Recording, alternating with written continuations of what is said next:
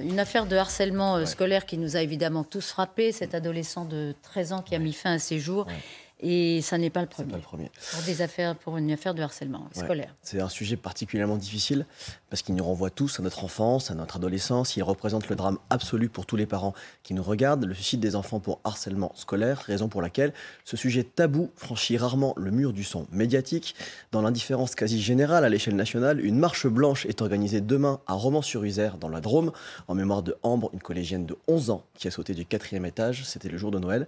Elle a laissé une lettre d'adieu où elle affirme être victime de harcèlement scolaire. Et on va aussi parler ce matin d'un autre drame, cette fois-ci dans les Vosges. Une enquête pour harcèlement sur mineurs de moins de 15 ans a été ouverte après le suicide samedi dernier de Lucas, adolescent de 13 ans qui vivait à Golbet, à côté d'Épinal.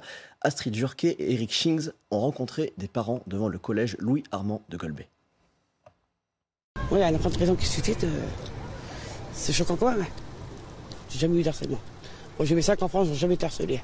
Bon, ça l'est arrivé qu'ils ont eu des bagarres, mais jamais d'harcèlement.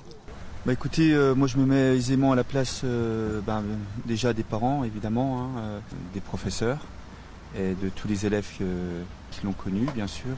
Le collège me semble plutôt bien fréquenté, il n'y a pas de problème particulier. En tant que parent, on ne sait pas forcément ce qui se passe non plus au sein de l'établissement.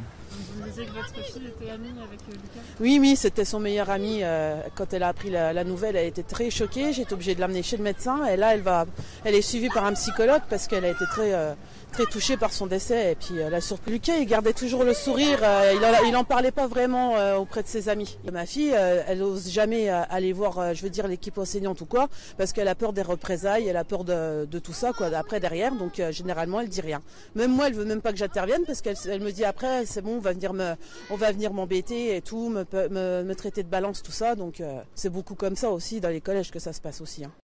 Avec Adrien Acco, on a re-rencontré Nora Tirane-Fraisse. Vous vous en souvenez peut-être, ceux qui regardent le temps de l'info, elle était venue nous voir en septembre. Elle est fondatrice de l'association Marion la main tendue, puisque sa fille Marion a elle aussi mis fin à ses jours. Elle avait 10 ans. Elle a mis fin à ses jours il y a 10 ans. Elle avait 13 ans. Elle aussi était victime de harcèlement à l'école. Ça a été aujourd'hui un choc et je ne pensais pas que je serais aussi choquée, peut-être parce que ça va faire 10 ans que Marion est parti et parce qu'il avait 13 ans. Et aussi me dire que 10 ans plus tard, on a encore des enfants qui mettent fin à leur jour parce qu'ils sont harcelés. Ça a été... Aujourd'hui, c'est une journée compliquée. Ouais, très compliquée. Je pense à la maman, au papa, aux frères et sœurs s'il y en a, et d'abord à Lucas, et ça va être personnel, mais à Marion. Parce que je crois que c'est le courage du désespoir quand on met fin à ses jours et que voilà, je suis très émue, très émue. Je ne crois pas d'ailleurs. On va maintenant voir les réactions politiques. D'abord ce tweet du ministre de l'Éducation nationale, Pape Ndiaye. Toutes mes pensées vont à Lucas, sa famille, ses amis. Aucun enfant ne doit trouver comme issue ultime le suicide.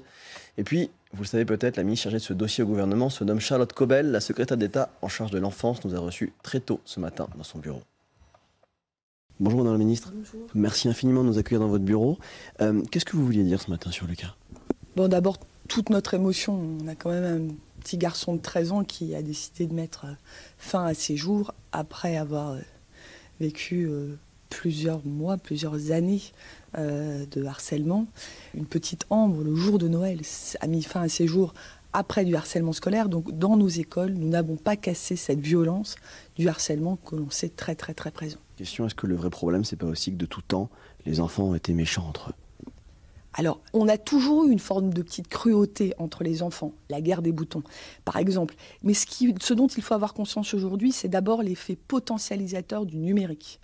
Je vous donne un exemple. Il semblerait que dès la Toussaint, les boucles WhatsApp entre élèves pour s'aider sont devenues des boucles de violence verbale où les enfants avaient déjà repéré le maillon faible de la classe. Voilà. Personne ne veut prendre conscience aujourd'hui que trop d'enfants subissent de violences parce qu'on est en France, on aime nos enfants, nos familles aiment nos enfants. Ce n'est pas si vrai. Voilà, et c'est l'occasion pour nous de vous proposer une petite interview croisée. Les questions de Nora Fraisse, les réponses de la ministre. Concrètement, depuis que vous êtes là, qu'est-ce qui s'est passé ? Qu'est-ce qui a changé ? Qu'est-ce qui va mieux ? j'espère, la prise de conscience. Le déploiement de phares qui était expérimental a été généralisé depuis le 1er septembre. En fait, des ambassadeurs ont été désignés, il y a une campagne de communication, il y a une mobilisation, mais il faut qu'elle dépasse l'école. Dites-moi, quel est le budget annuel alloué par enfant?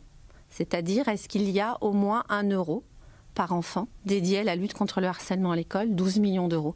Je crois qu'il faut faire attention, ce n'est pas nécessairement une question de budget. Alors, sur le champ du harcèlement, il y a plein de budgets qui sont alloués et à l'éducation nationale et dans les campagnes de communication. Dora Fraisse, on dit que les associations n'ont pas assez de moyens. Je ne sais pas faire plus avec moins. On ne peut pas avoir des baisses de dotation. On ne peut pas ne pas avoir de budget.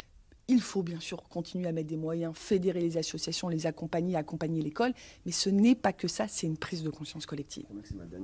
Voilà, Lucas sera enterré samedi. Claire, vous vouliez nous parler de la Grande-Bretagne. Moi, je suis tombée sur un chiffre hallucinant ce matin de l'UNESCO qui dit que 2 élèves sur 10 dans le monde sont victimes de harcèlement scolaire. Ça fait quand même plus de 200 millions d'enfants. Et on pourrait s'inspirer de ce qui se fait à l'étranger. Par exemple, en Grande-Bretagne, il y a un prof référent du harcèlement scolaire dans toutes les écoles. Les sanctions sont très dures, elles peuvent aller jusqu'à l'exclusion de l'établissement. Et grâce à cette politique très volontariste, les faits de harcèlement scolaire ont été divisés par 2. Donc on pourrait peut-être s'en inspirer. Merci beaucoup. Merci. Merci parce que c'est un sujet évidemment très, très compliqué. On sent d'ailleurs votre retenue ce matin. J'essaie. Oui. J'essaie.